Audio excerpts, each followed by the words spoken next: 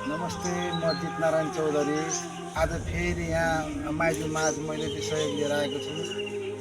यो सहयोग पठाउने भाइ चाहिँ उहाँ बाहिर हुनुहुन्छ कि उहाँले चाहिँ नाम नखुलाउनु भनेको छ कि त्यही भएर मैले चाहिँ उहाँको नाम खुलाउनु चाहिनँ।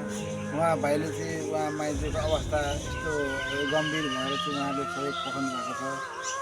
म आज यो सहयोग चाहिँ उहाँ मामाको हातमा हस्तान्तरण गर्न गइरहेको छु। उहाँले चाहिँ जम्मा 5,000 रुपियाँ पठाउनु भएको रहेछ।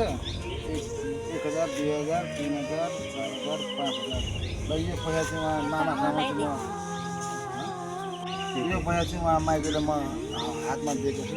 नमस्ते। ल माइजू, ल उहाँ सहयोग गर्ने भाइले चाहिँ के भन्न चाहनुहुन्छ तपाईँले?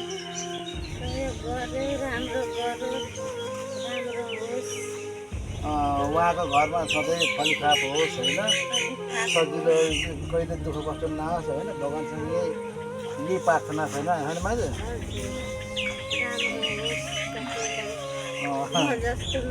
नहोस् होइन।